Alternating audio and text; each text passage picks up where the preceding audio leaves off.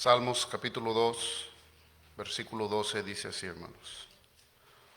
Honren al Hijo para que no se enoje y perezcan en el camino, pues puede inflamarse de repente su ira. Cuán bienaventurados son todos los que en Él se refugian. Debemos honrar, hermanos, y confiar en el Hijo de Dios. Adoremos a nuestro Dios cantando el himno, oh cuán dulce es fiar en Cristo.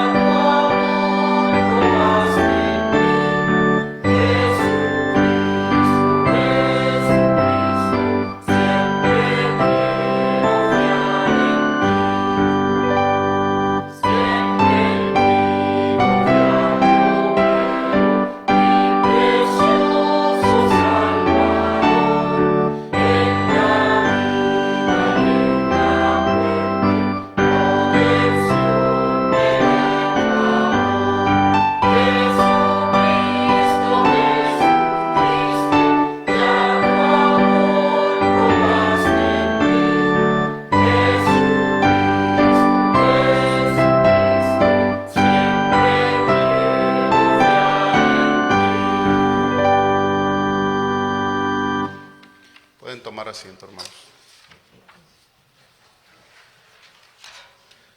Les damos buenos días a todos.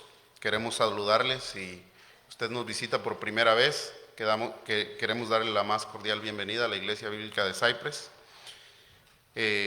Una de las cosas que van a notar aquí, si deciden hacer esta su casa espiritual, su iglesia, notarán que nuestro enfoque en esta iglesia es predicar el Evangelio de Jesucristo y darle gloria a Dios en todo lo que hacemos.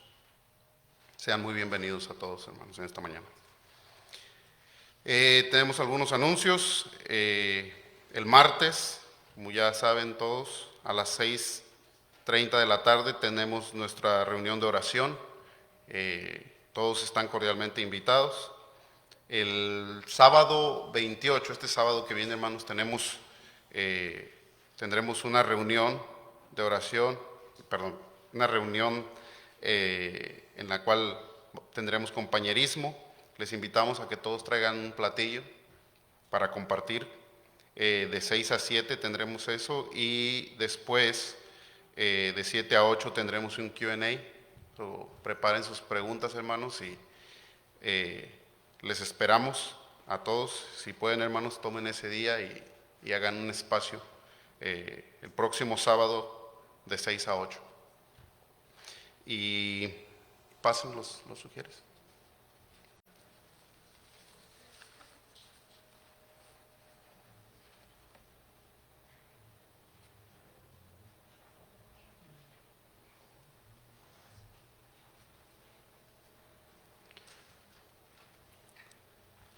El Salmos 96, del 7 al 10, dice así: Den al Señor, oh familias de los pueblos, den al Señor gloria y poder, den al Señor la gloria, debida a su nombre.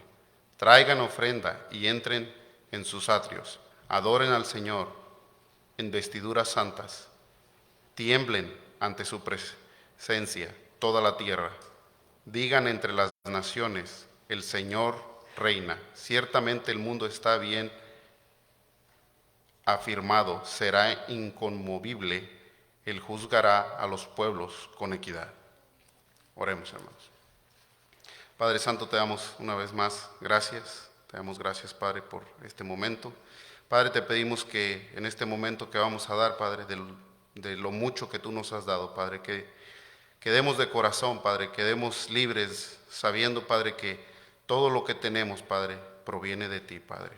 Bendice a todas los que van a dar, hermano, bendíceles, y a los que no, Padre, bendíceles, Padre, también para que en un futuro puedan ofrendar para engrandecer tu reino, Padre. En el nombre de Jesús oramos. Amén.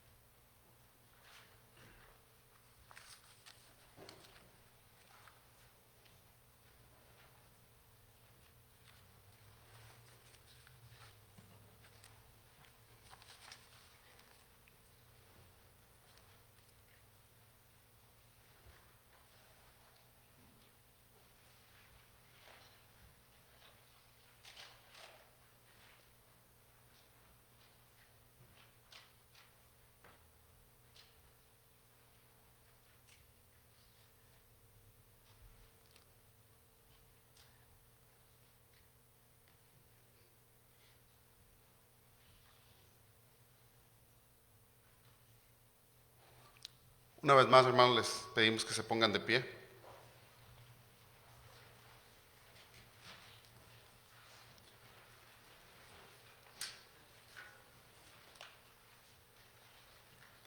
Salmos 95, versículo 6, dice así: Vengan, adoremos y postrémonos, doblemos la rodilla ante el Señor, nuestro Hacedor.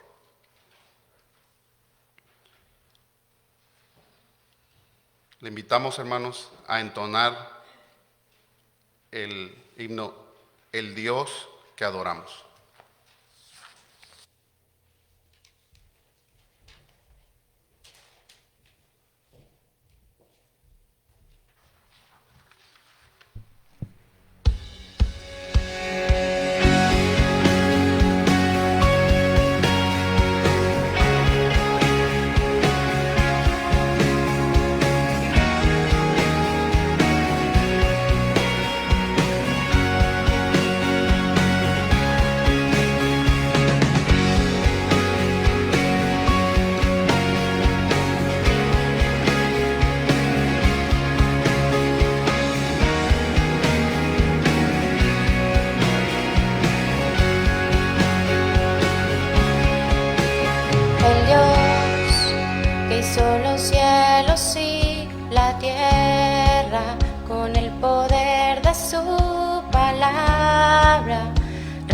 Con autoridad,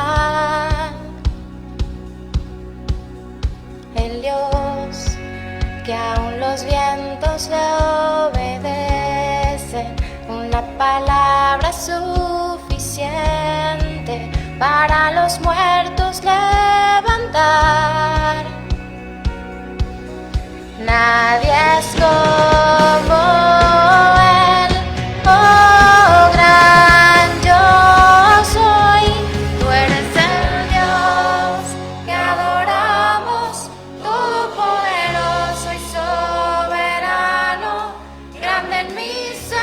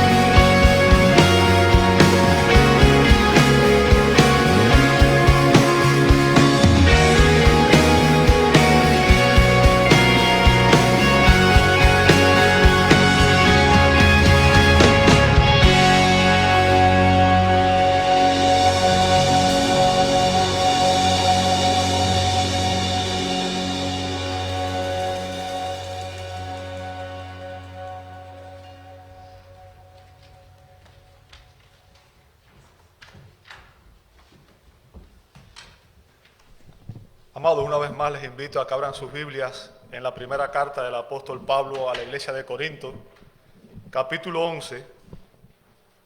Primera Corintios, capítulo 11.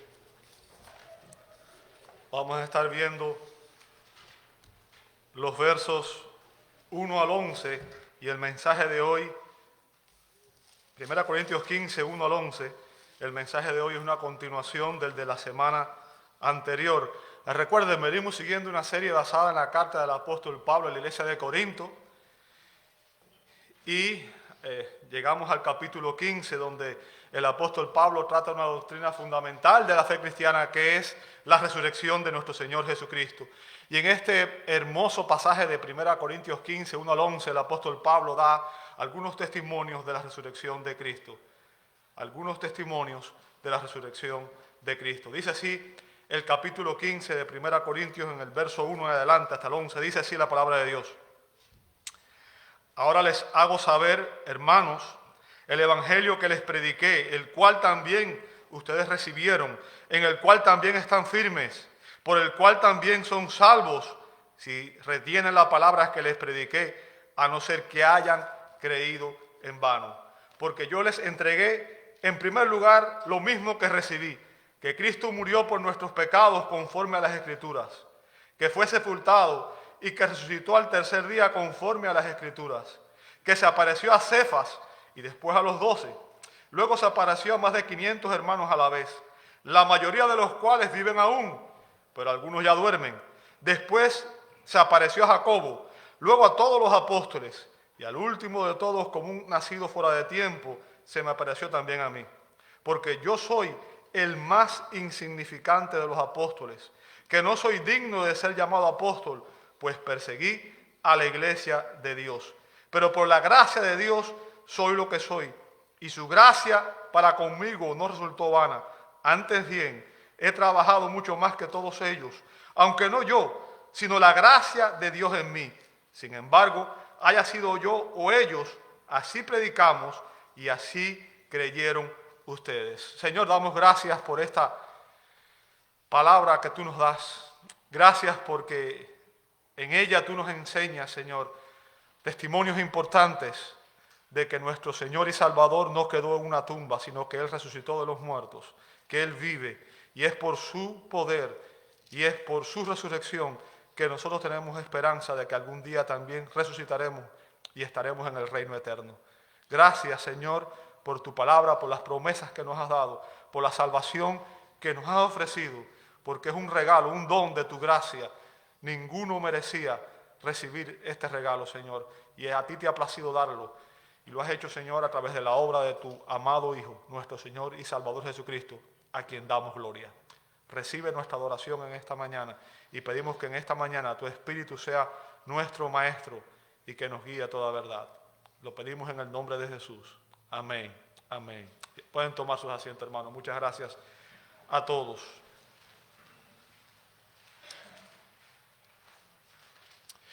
Si alguien le preguntara a usted qué evidencias puedes presentar de que Cristo resucitó de los muertos, ¿qué evidencias podrías presentar de que Cristo resucitó de los muertos? La palabra nos dice, el apóstol Pedro dice que debemos estar preparados para presentar defensa del Evangelio ante todo aquel que demande razón. Por tanto, como cristianos es nuestra obligación estudiar la palabra para poder presentar defensa del Evangelio donde quiera que estemos, ¿verdad? Y si alguien nos hiciera esa pregunta, ¿qué evidencias puedes presentarme de que Jesucristo resucitó? ¿Qué pasaje usted escogería? Bueno, déjeme decirle, yo le sugiero que escoja este pasaje. Sin duda este es un hermoso y excelente pasaje para defender la doctrina de la resurrección de Cristo. Todo el capítulo 15 está enfocado precisamente en esto, en la resurrección. Pero más que en la resurrección de Cristo, el apóstol Pablo obviamente empieza sentando las bases y explicándonos que Cristo resucitó y dándonos testimonio, pero con el propósito de aclarar el hecho de que nosotros también resucitaremos. Ese es su enfoque. Bien. Y en estos versos de 1 Corintios 15, 1 al 11, el apóstol Pablo nos da 5 testimonios de la resurrección de Cristo. 5 testimonios de la resurrección de Cristo. ¿Cuáles son los testimonios? Bueno, como dije, este mensaje es una continuación del que comenzamos la semana pasada y vimos que el primer testimonio que el apóstol presentó está en los versos 1 y 2 y es el evangelio que la iglesia predicó. El evangelio que la iglesia ha predicado por 2000 años. Por 2000 años la iglesia de Jesucristo ha predicado que Cristo vive. El hecho de que la iglesia se reúne a adorar el domingo en la mañana y no el sábado evidencia la resurrección. Porque fue precisamente porque Cristo resucitó un domingo que a partir de ahí los cristianos empezaron a adorar los domingos. Ahora, el día de hoy vamos a continuar con el segundo testimonio que el apóstol Pablo nos presenta, que es el de las Escrituras, versos 3 y 4, el testimonio de las Escrituras. El apóstol Pablo continúa diciendo, porque yo os entregué en primer lugar lo mismo que recibí. Fíjense, los verbos recibí y entregué que el apóstol Pablo utiliza aquí son términos técnicos, son términos teológicos. Bien, y se usaban, los judíos lo usaban en el Antiguo Testamento y se usaba a lo largo de la historia para la transmisión de las tradiciones o de la doctrina cristiana. Usted puede verlo, por ejemplo, en 1 Corintios 11:2, el apóstol Pablo usa este mismo término para referir que él le transmitió las doctrinas o las tradiciones de la verdad del evangelio. Bien, las doctrinas de la muerte sustitutiva de nuestro Señor Jesucristo y de su resurrección son primarias y fundamentales. O sea, estas no son doctrinas secundarias. Una persona no puede ser cristiana sin creer que Jesucristo resucitó. No se puede, como dijo Pablo en Romanos 10, para poder ser salvo hay que confesar que Jesús es el Señor y creer en nuestro corazón que Dios le levantó de los muertos. Por tanto, la doctrina de la resurrección es una doctrina primaria del evangelio, es una doctrina fundamental. Negar la resurrección de Cristo es negar el evangelio, es negar toda la fe. Y el punto que el apóstol Pablo está resaltando aquí cuando él dice esto, amado hermano, es que él no había inventado el evangelio que él les predicó a los corintios. Recuerden, Pablo fue el misionero, Pablo fue el apóstol que fue comisionado a llevar el evangelio a los gentiles. Él fue el que llevó el evangelio hasta Corinto y fue él al medio que Dios usó para levantar allí una iglesia, ¿verdad? Pablo dice que él les había transmitido el evangelio que había recibido. O sea, él dice, yo recibí este evangelio y les transmití a ustedes lo que yo recibí. Bien, Pablo había recibido una enseñanza autoritativa, una enseñanza distinta a cualquier otra enseñanza, porque era la revelación de Dios, era la palabra de Dios. Y por tanto, como un mensajero de Dios, él estaba obligado a transmitir esa enseñanza a todas las personas, a todos los hombres.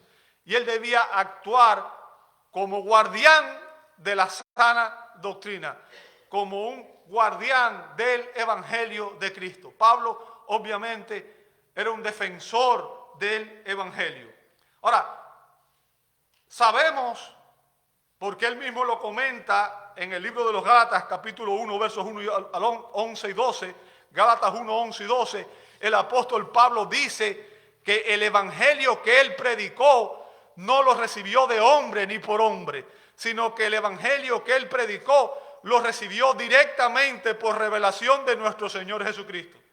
En otras palabras, Cristo fue el que le enseñó a Pablo el evangelio que predicaba. Bien, y eso es importante. Y Pablo está diciendo aquí que él les transmitió a ellos lo mismo que había recibido directamente de parte del Señor Jesucristo. Fíjense, sin embargo, el propósito de Pablo aquí está en enfatizar otra cosa, y es enfatizar el hecho de que el evangelio, la verdad del evangelio, tiene su fundamento en las Sagradas Escrituras. Recuerden, cuando Pablo escribió esta carta, de hecho esta carta se convirtió en parte del Nuevo Testamento. Y cuando Pablo habla de las Escrituras, no está hablando del Nuevo Testamento, sino que está hablando del Antiguo Testamento. Bien. Y Pablo usa en 2 ocasiones la frase conforme a las Escrituras para demostrar, para evidenciar que el Evangelio de Jesucristo está arraigado, está cimentado en las Escrituras del Antiguo Testamento. Recordemos lo que dijo nuestro Señor hablándole a sus enemigos en Juan 5:39. Jesús le dijo a los líderes judíos, a los fariseos: escudriñen las Escrituras, porque a vosotros os parece que en ellas tenéis vida eterna, y ellas son las que dan testimonio de mí. ¿Qué estaba diciendo Jesucristo? Estaba diciendo que a lo largo de toda la Escritura del Antiguo Testamento, Él era un personaje central. Él era el centro de la revelación. Toda la Escritura, tanto el Antiguo como el Nuevo Testamento, da testimonio de Cristo, de nuestro Señor. Y recordemos también que después de su resurrección, Él apareció a sus discípulos, y en Lucas 24, 44, 46, Él les dijo a sus discípulos: esto es lo que yo decía. Literalmente lo que dice ahí son: estas son mis palabras que os hablé. O sea, Jesús les había enseñado esto antes de su muerte y su resurrección. Simplemente les está recordando a sus discípulos, ¿verdad? Esto es lo que yo decía cuando todavía estaba con vosotros, que era necesario que se cumpliera todo lo que sobre mí está escrito en la ley de Moisés. Ahora, la ley de Moisés se refiere a los primeros 5 libros de la Biblia, el Pentateuco, la Torá, la llamaban los judíos, que por eso se llamaba así la ley, ¿verdad? La ley. Entonces, está hablando ahí de esa división. Después dice, los profetas es la otra división que tenían los judíos, y los salmos, porque esta división tripartita era la manera en que los judíos dividían los libros del Antiguo Testamento. Y lo que Jesús está diciendo ahí es que todo el Antiguo Testamento daba testimonio de Él, ¿verdad? Y dice el verso 45, entonces les abrió la mente. Fíjense, y esto es uno de los ministerios del Espíritu Santo. El Espíritu Santo tiene que iluminar la mente del creyente para que pueda entender la palabra. ¿Por qué? Porque la Biblia nos dice que el hombre natural no entiende las cosas que son del Espíritu, porque está ciego espiritualmente. Bien. Dice, entonces les abrió la mente para que comprendieran las Escrituras. Y les dijo, así está escrito, que el Cristo o el Mesías padeciera y resucitara de entre los muertos al tercer día. O sea, Jesús está diciendo ahí que las Escrituras del Antiguo Testamento profetizaban el hecho de que el Cristo moriría y resucitaría. Bien, toda la Escritura daba esa profecía. Y es por eso que el apóstol Pablo usa como su segundo testimonio de la resurrección, el segundo testimonio de la resurrección de Cristo, a las Escrituras del Antiguo Testamento. O sea, Él nos presentó el Evangelio y ahora nos presenta las Escrituras del Antiguo Testamento. Ahora recordemos que antes de ser el apóstol Pablo, este hombre se llamó Saulo de Tarso. Saulo de Tarso, ¿verdad? Pablo fue un judío, fue un fariseo, había sido bien instruido en el conocimiento de la ley. Él estuvo a los pies de Gamaliel, que fue el maestro más prominente de la ley que existía en aquellos días. Y Pablo amaba la Escritura. Pablo fue un fiel expositor de las Escrituras. De hecho, si usted lee las epístolas de Pablo, se va a dar cuenta que continuamente él está haciendo referencia, está haciendo alusiones, está haciendo explicaciones con referente a pasajes del Antiguo Testamento. En otras palabras, cada vez que él enseñaba, cada vez que él predicaba, Pablo basaba sus enseñanzas en la palabra de Dios. En la palabra de Dios. Y el primer punto del Evangelio predicado por Pablo era que Cristo murió por nuestros pecados. Cristo murió por nuestros pecados. Y eso es importante, amados hermanos, porque eso demuestra la razón por la que Cristo vino a la tierra. Él dijo que había venido a buscar y a salvar lo que se había perdido. Y el profeta Isaías dice que todos nosotros nos descarriamos como ovejas, que cada cual se apartó por su camino. En otras palabras, los hombres estábamos apartados de Dios, estábamos en rebeldía a Dios, estábamos viviendo a espaldas de Dios. Y Pablo dice que Cristo murió por nuestros pecados conforme a las Escrituras. O sea, todo el Antiguo Testamento profetizaba la muerte de Cristo. Si usted ha leído las Escrituras del Antiguo Testamento, se va a dar cuenta que el sistema sacrificial del Antiguo Testamento, todo el sistema sacrificial, si usted ha leído el libro de Levítico, por ejemplo, es un libro precioso. Lamentablemente mucha gente no le gusta leerlo porque no lo entiende, pero es un libro que habla de la santidad de Dios, de cómo debemos adorar a Dios, de cómo en el Antiguo Testamento, cómo Dios dio instrucciones precisas de cómo el pueblo de Dios debía adorarlo.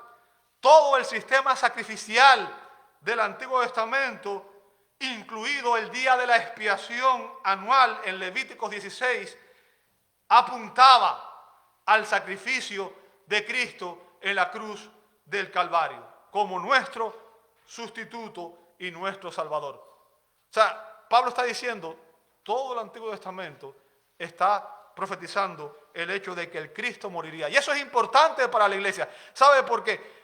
Si usted escucha a los rabinos, se va a dar cuenta que los rabinos han sustituido a Jesús por Israel. Bien, es importante entender esto. Las profecías de Isaías, el profeta Isaías habló sobre el siervo sufriente en Isaías 53, versos 5 al 6. Y esa profecía evidenciaba el hecho de que el Cristo moriría como nuestro sustituto. Dice Isaías 53, 5, dice, mas Él, hablando de Jesucristo, fue herido por nuestras transgresiones, molido por nuestras iniquidades. Fíjense, por las iniquidades y las transgresiones ¿de quién? De aquellos que estábamos perdidos en el pecado. Todos nosotros, todo ser humano estaba apartado de Dios. Bien, dice, el castigo por nuestra paz cayó sobre Él y por sus heridas hemos sido sanados. Todos nosotros, fíjense que no dice algunos, no dice que son un poco, dice todos nosotros, o sea, toda la raza humana. Todos nosotros nos descarriamos como ovejas. Nos apartamos cada cual por su camino. Pero el Señor hizo que cayera sobre Él la iniquidad de todos nosotros. O sea, Cristo fue el sustituto que vendría a morir para salvarnos de aquello que nos había condenado, el pecado, que es lo que nos separa de Dios, es lo que nos condena y nos aleja de Dios, como dice la Sagrada Escritura. Pero Pablo no solamente enseña que Cristo vino a morir por nuestros pecados, sino que a continuación él dice que fue sepultado. Fue sepultado. Ahora, ¿por qué es importante esa declaración? ¿Por qué es importante que Pablo diga que Cristo fue sepultado? Porque el hecho de que Cristo fue sepultado verifica su muerte. Recuerden, ha habido, obviamente desde el principio los judíos se pusieron de acuerdo con los soldados romanos y expandieron una falsa noticia de que Cristo había sido robado. Y también existen otros que han dicho que Jesús no murió, sino que Él simplemente se desmayó y que después apareció a sus discípulos. Pero hay evidencias que demuestran que Cristo murió. Por ejemplo, sabemos que un soldado romano, como dice Juan 19:34, traspasó el costado con su lanza y que al momento salió sangre y agua. Y esto obviamente algunos médicos lo han visto como una evidencia de que Jesús, su corazón estaba roto, ¿verdad? De modo que su pericardio estaba lleno de sangre y suero. Es la manera que algunos lo interpretan. Pero no solamente esto, su muerte también fue corroborada por un centurión romano.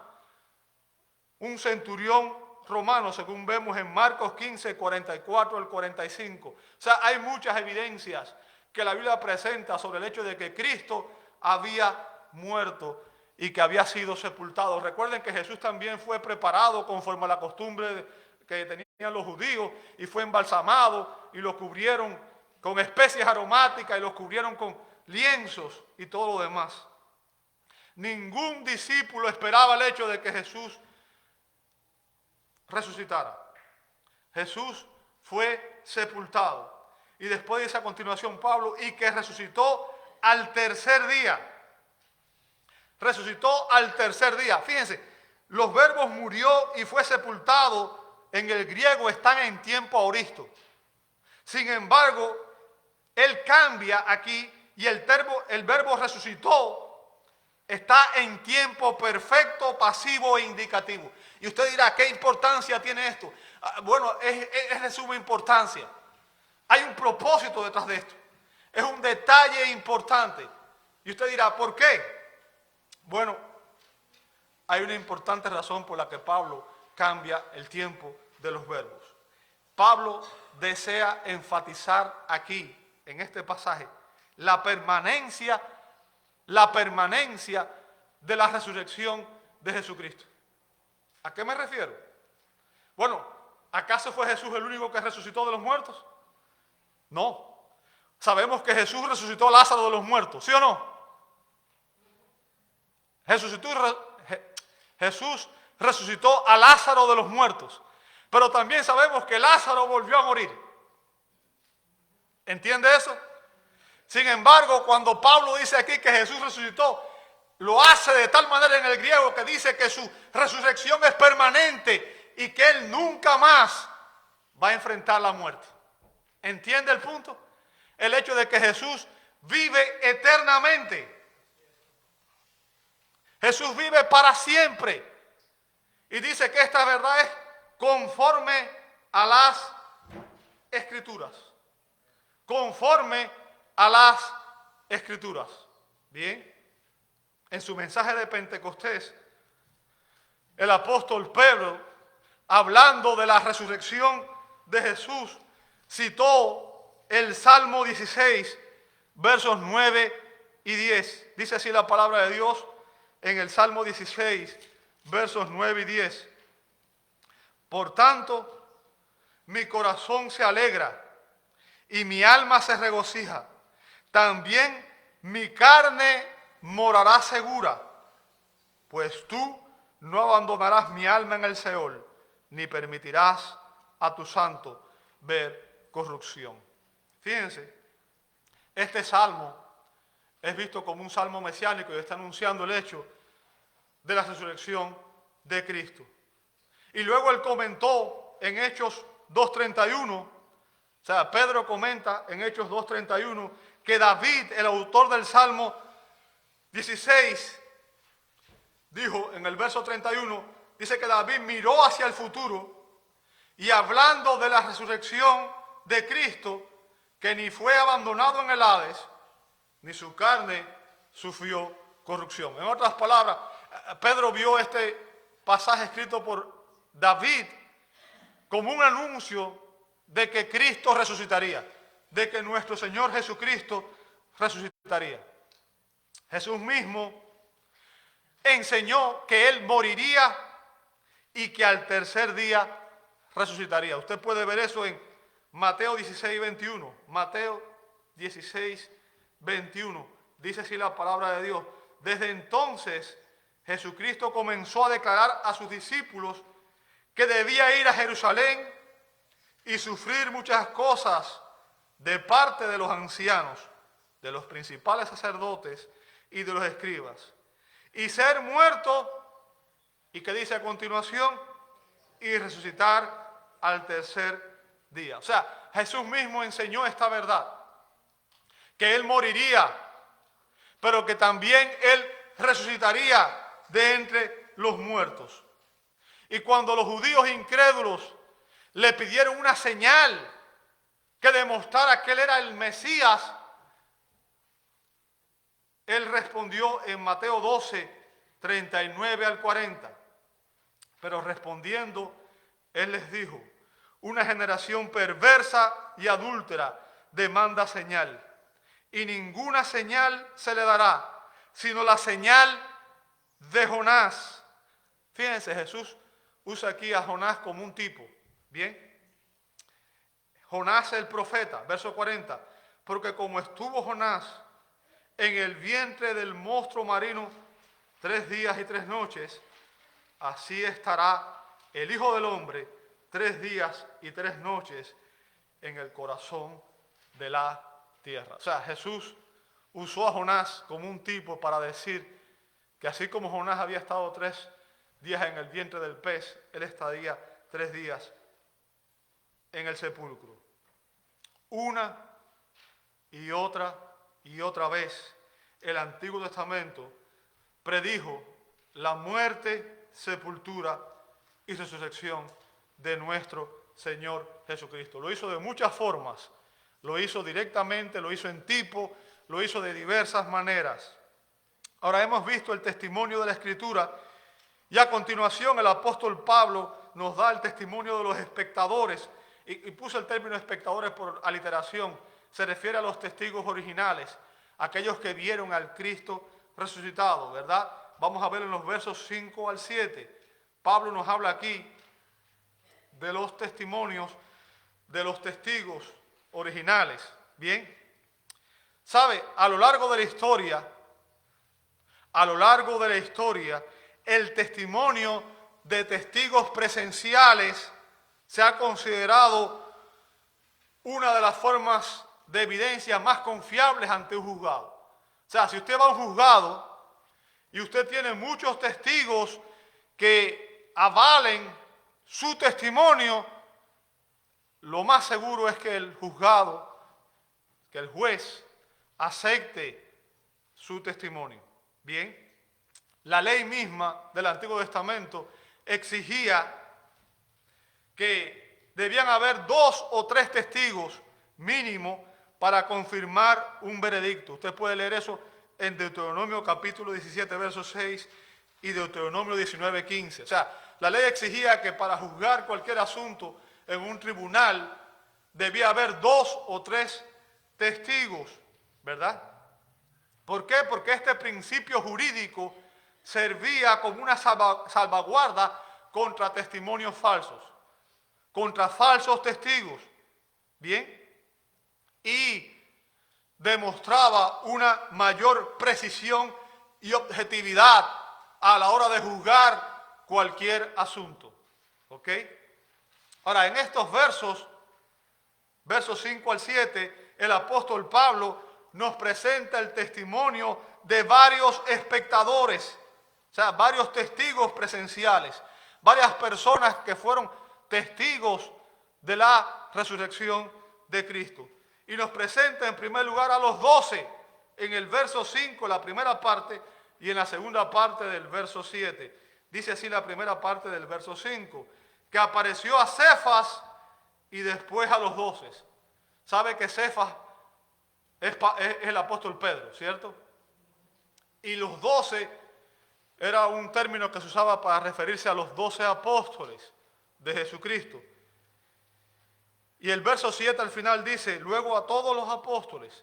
O sea, está enfatizando el hecho de que el Cristo resucitado le apareció a todos los apóstoles, incluido Cefas. Y recuerde, ¿por qué Cefas? ¿Por qué resalta a Pedro? Recuerde que Pedro, cuando Jesús anunció su muerte, le dijo que en ninguna manera esto te acontezca, Señor. Y él le dijo, ustedes se van a avergonzar de mí. Y Pedro dijo, no, yo estoy dispuesto a ir contigo hasta la muerte, Señor. Jesús le dijo, Pedro, el enemigo te ha pedido para zarandearte. Te digo que hoy, antes de que el gallo cante, me negarás 3 veces. Y 3 veces Pedro había negado a Cristo, la última de ellas con maldición. ¿Ok? Por tanto, Pedro y los discípulos, el resto de los apóstoles, habían abandonado al Señor la noche en que Él fue entregado. Se habían acobardado y se habían ido. Lo habían dejado solo. Bien. Lo abandonaron en Getsemaní. Sabe que los evangelios evidencian que ninguno de los apóstoles esperaba que realmente Cristo resucitara. De hecho, hay un pasaje que demuestra que cuando Cristo encontró con los apóstoles, ellos estaban pescando, habían regresado a su antiguo oficio de pescadores. Bien, ¿qué fue lo que hizo que estos hombres cobardes cambiaran y que sus vidas se transformaran de tal manera que de ser traidores que abandonaron a Cristo, se convirtieron en predicadores del Evangelio, dispuestos incluso a dar su propia vida? Sabe que de los 12 apóstoles, bueno, exceptuando Judas, que se ahorcó, que fue el traidor, bien, después fue elegido Matías, pero obviamente tenemos también al apóstol Pablo. De ellos solamente uno murió de muerte natural, el apóstol Juan. Todos los demás fueron ejecutados a causa del Evangelio. ¿Por qué? ¿Qué transformó la vida de estos hombres? ¿Qué fue lo que hizo que de ser unos cobardes la noche en que Jesús fue entregado, se convirtieran en hombres audaces, valientes, que se pararon donde quiera que se pararon y predicaron el Evangelio, dispuestos a morir por predicar la verdad? Déjame decirte, hay varios pasajes que demuestran la razón por la que ocurrió este cambio. Después de la muerte de Judas, al elegir su sucesor, el apóstol Pedro dijo en Hechos 1, 21 al 22, por tanto es necesario que de los hombres que nos han acompañado todo el tiempo que el Señor Jesús vivió entre nosotros, o sea, todo el tiempo del ministerio público de Jesús, comenzando desde el bautismo de Juan hasta el día que de entre nosotros fue recibido arriba, uno sea constituido, ¿qué cosa? Testigo con nosotros, ¿de qué? De su resurrección. Fíjense, todos los apóstoles eran testigos de su resurrección. Recuerde, el término testigo es importante en el Nuevo Testamento. Si usted recuerda, en Hechos 1:8 está el texto clave del libro de los Hechos, porque nos da la división del libro. Jesús había dicho, pero recibiréis poder cuando reciban el Espíritu Santo y me seréis, ¿qué cosa? Testigos en Jerusalén, en Judea, en Samaria y hasta lo último de la tierra. O sea, ahí describe cómo el Evangelio se expandió. Jerusalén primero, el centro, ahí nació la iglesia en Jerusalén. Después, debido a la persecución, se extendió a Judea y Samaria y después se extendió hasta lo último de la tierra. Ahora, el término testigo que se usa ahí es un término griego, martireo, que significa una persona que está dispuesta a testificar bajo pena de muerte. Y los apóstoles y los cristianos somos testigos. Testigos. Somos personas que están dispuestas a dar su vida por predicar, ¿qué cosa? El Evangelio. Somos testigos de que Cristo resucitó de los muertos. Esa es la misión de la iglesia. Predicar al mundo que Cristo vive y que Él resucitó de los muertos. Fíjense, si usted ve a partir de ahí, en el primer sermón de Pedro, en Hechos 2:32 dice, a este Jesús, dice Pedro, resucitó Dios, de lo cual todos nosotros somos, ¿qué cosa? Somos testigos. ¿Lo ve ahí? O sea, desde el principio, cada vez que predicaba, él predicaba la resurrección.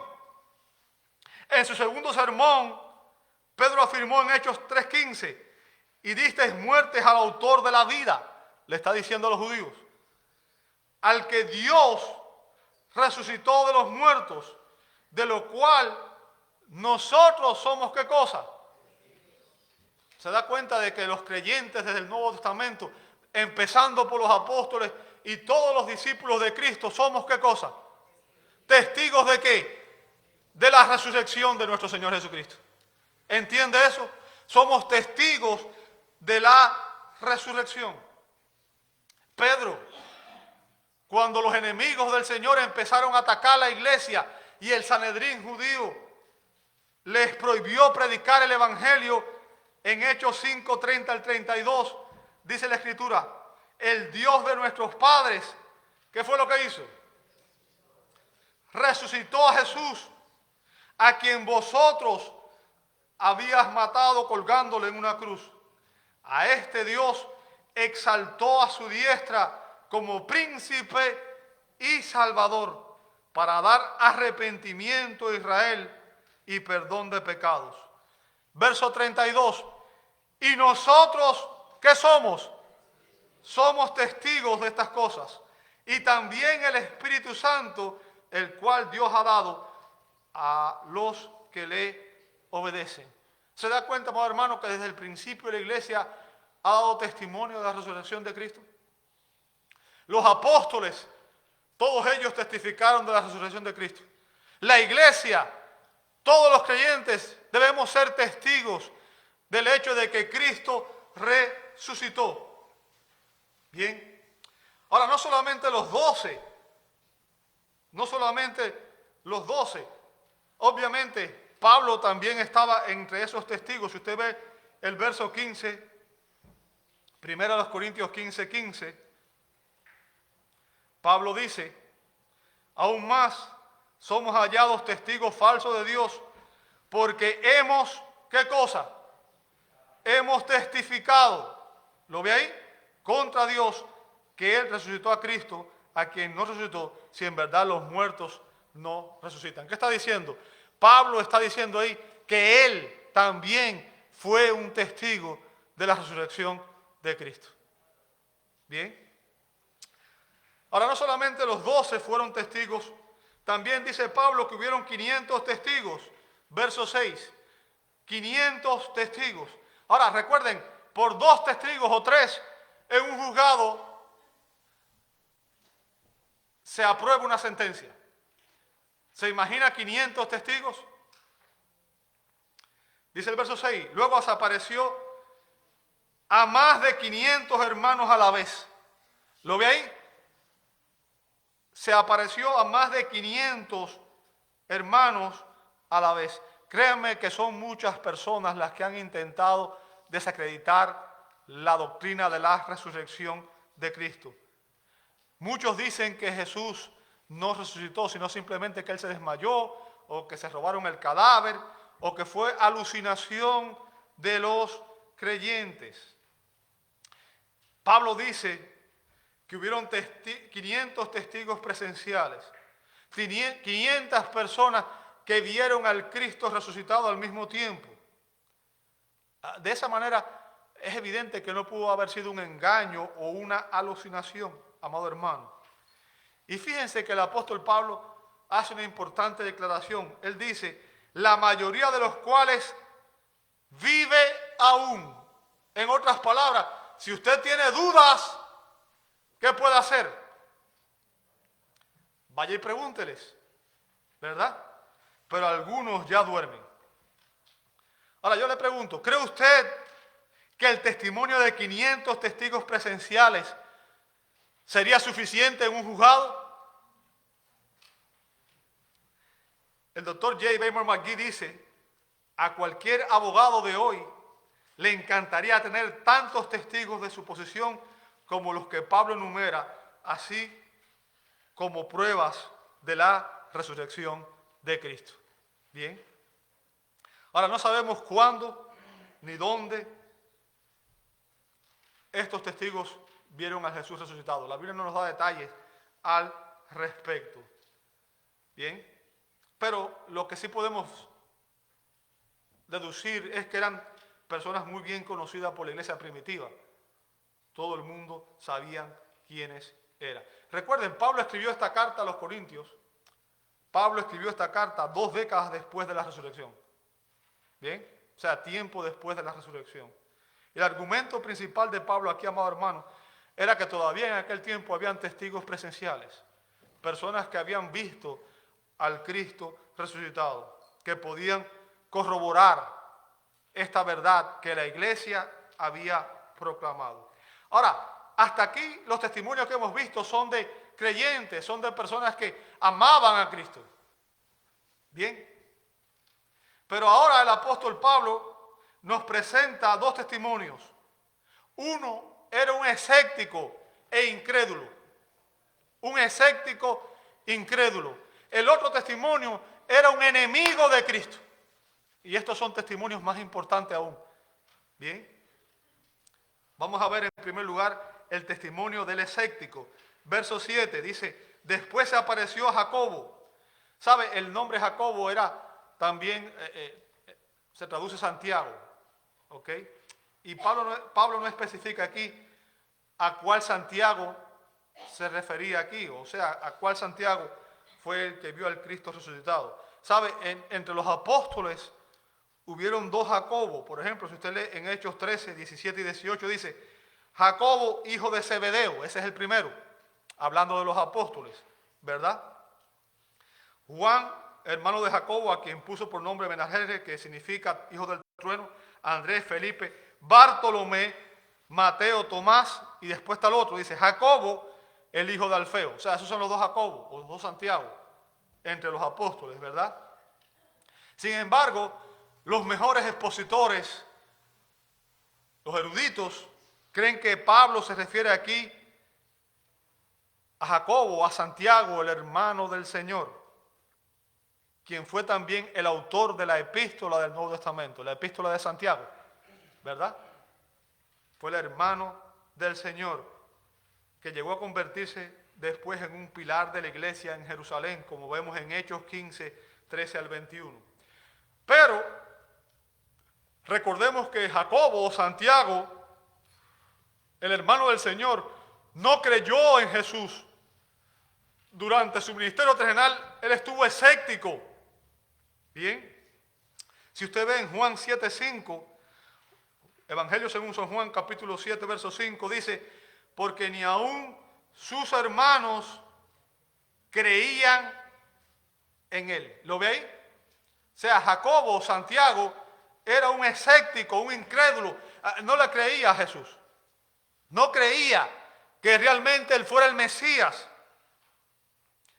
Sin embargo, fue la experiencia precisamente de ver al Cristo resucitado el que hizo que este escéptico se convirtiera en un creyente genuino. Y esto evidencia, amado hermano, es un testimonio convincente de que un escéptico e incrédulo fue transformado al ver al Cristo resucitado. Y después de darnos el testimonio de estos espectadores, vemos el testimonio del engendro, y yo le puse así, ya le dije por aliteración, en los versos 8 al 10.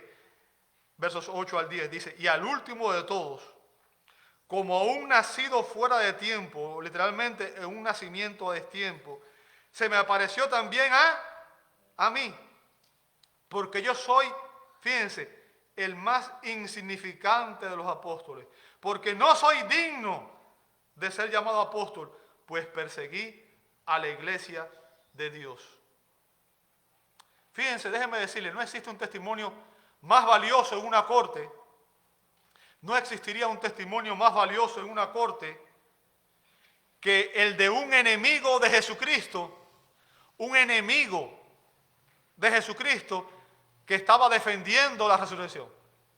¿Se imaginan un enemigo defendiendo la resurrección?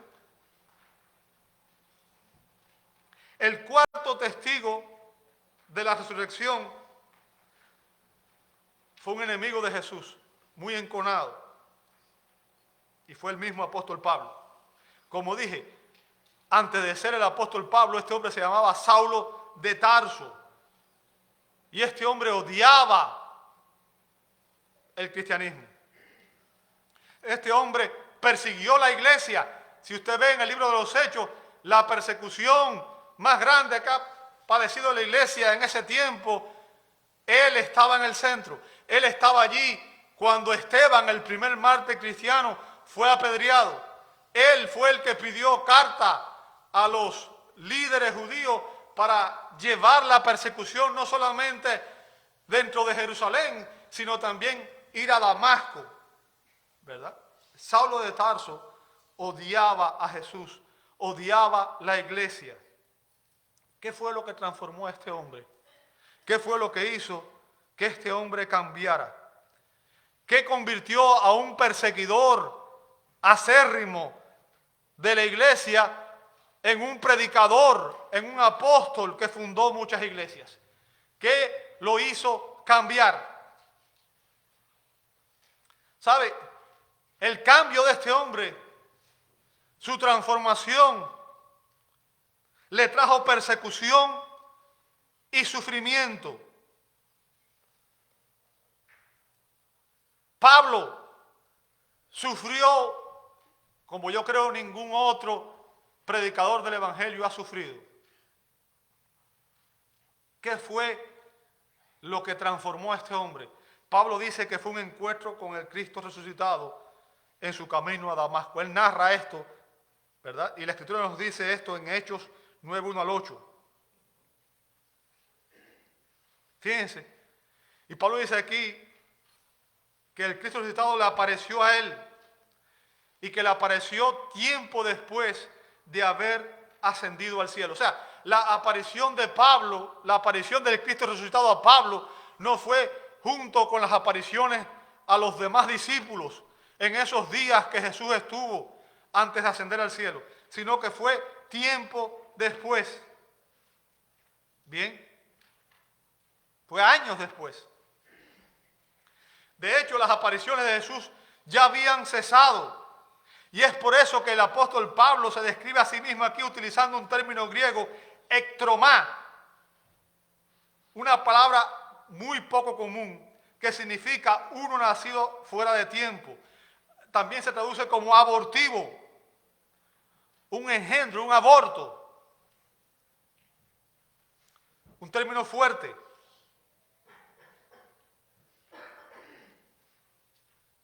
Recuerden, Pablo no fue uno de los 12 apóstoles originales. Él no estuvo con Jesús desde que Jesús fue bautizado hasta que ascendió en gloria. Y es por eso que él dice que él fue llamado al apostolado y comisionado, y el término que usa ahí, ese mismo, ektromás, significa a destiempo, fuera de tiempo. Él fue el último de los apóstoles. Él fue el último en ser salvado, el último en ser comisionado para el ministerio apostólico. Y algunos creen que Pablo usó este término aquí porque fue un término que fue usado por sus adversarios para atacar su apostolado, para atacar a Pablo. Sin embargo, Pablo era tan humilde que él se llama a sí mismo el último. Recuerda, hay mucha gente hoy que dice que son apóstoles de Jesucristo. Pablo dice que él fue el último. Bien, el último. Y dice también que fue el más pequeño de todos los apóstoles. ¿Por qué razón? Él mismo da la razón. Por haber perseguido a la iglesia de Dios. Verso 10. Pero por la gracia de Dios soy lo que soy. Y su gracia para conmigo no resultó vana. Antes bien, he trabajado mucho más que todos ellos. Aunque no yo, sino la gracia de Dios en mí. Fíjense, Pablo deja aquí claro una cosa. Pablo deja claro que su salvación y su ministerio fue puramente un acto de la gracia de Dios. Efesios 2:8 dice, porque por gracia sois salvos. ¿Cuál es la causa eficiente de nuestra salvación? La gracia de Dios. Y después dice, por medio de la fe, y esto no de vosotros, pues es don de Dios. En otras palabras, la salvación completa es una obra de Dios. La fe no es la causa eficiente, es la gracia de Dios. La fe es la mano por la cual recibimos la gracia, el regalo que Dios nos da, que es la salvación. La gracia divina fue la causa por la cual Pablo fue salvo y es la causa por la cual tú eres salvo y yo soy salvo al recibir a Cristo por la fe. Sin embargo, la gracia divina no hizo que Pablo fuera perezoso.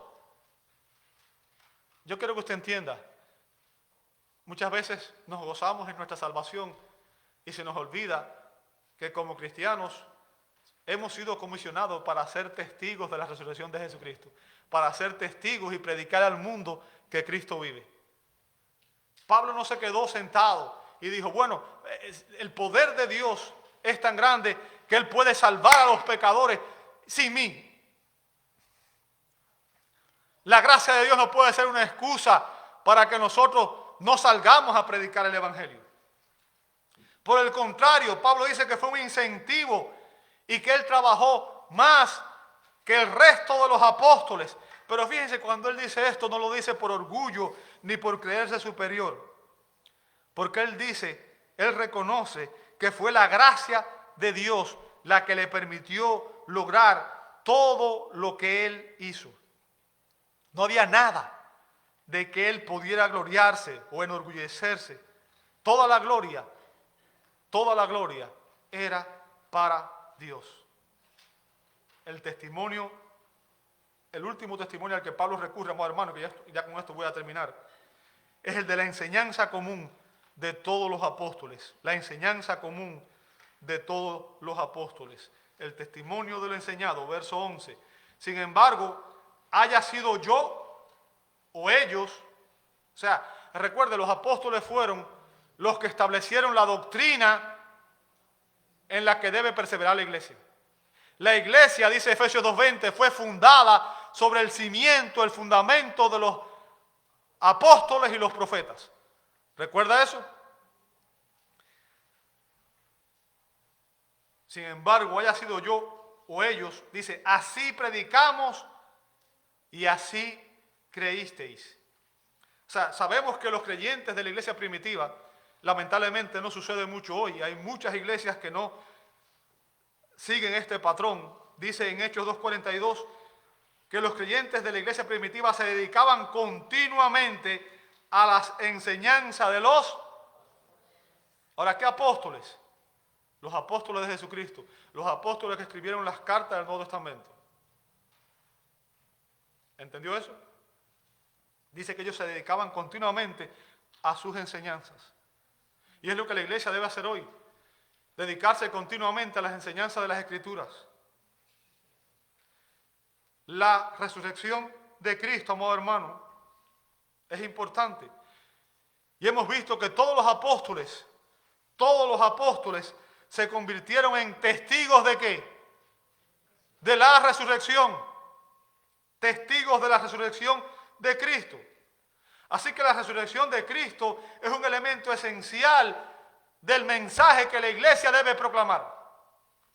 El mensaje que transformó la vida, no solamente de los apóstoles y de los creyentes de la iglesia primitiva, sino de todo aquel que hoy recibe a Jesucristo por la fe. Jesús vive. Hay muchos testimonios que avalan que nuestro Señor no quedó en una tumba, sino que Él resucitó de los muertos. Y esa esperanza es la garantía de que algún día usted y yo resucitaremos también. Te invito a orar. Amado Dios, te damos gracias. Gracias porque la Biblia nos enseña que nuestro Señor Jesucristo venció la muerte y el pecado. Gracias porque sabemos que Él resucitó.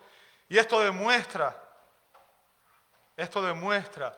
que el Padre aceptó su obra. Y que a través de la obra de Cristo, hoy todo aquel que recibe a Cristo por la fe es reconciliado con Dios. Sus pecados son perdonados y somos hechos hijos de Dios. Y algún día, Señor, todos aquellos que hemos recibido a Cristo por la fe, también resucitaremos y recibiremos cuerpos glorificados como el de Cristo y estaremos por siempre en su reino. Un reino donde no habrá más dolor ni sufrimiento, un reino de justicia perfecta, un reino en el cual Dios será el todo en todo. Gracias por tu palabra, Señor. Gracias por esa esperanza, porque sabemos, Señor, que en esta vida tenemos la garantía de que nuestro Señor resucitó y en su resurrección está la garantía de nuestra futura resurrección. Y ese día, Señor, ya no habrá más luchas con el pecado, con la carne. Ese día tendremos victoria sobre la muerte y el pecado, como Cristo la tuvo. Recibe nuestra adoración, nuestra gratitud. En el nombre de Jesús oramos. Amén, amén y amén.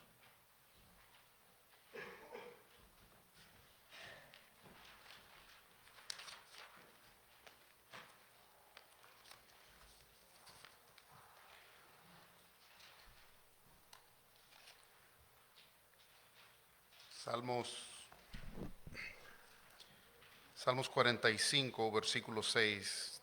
Les pedimos que se pongan de pie, hermanos. Perdón. Salmos 45, versículo 6 dice así, hermanos. Tu trono, oh Dios, es eterno y para siempre. Cetro de equidad es el cetro de tu reino. Este salmo tiene implicaciones mesiánicas, hermanos, y proclama que el trono de nuestro Señor Jesucristo será eterno. Adoremos al Señor cantando el himno Majestad.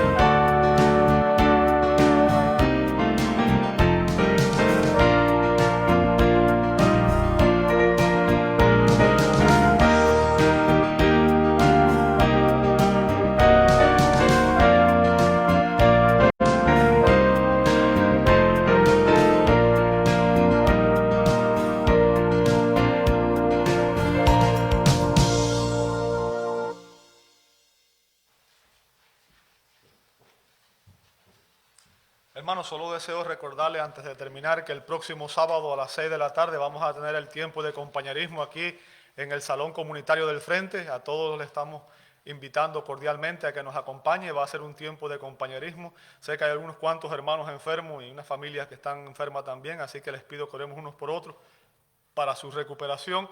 Pero sería excelente poder verlos a todos los que puedan venir.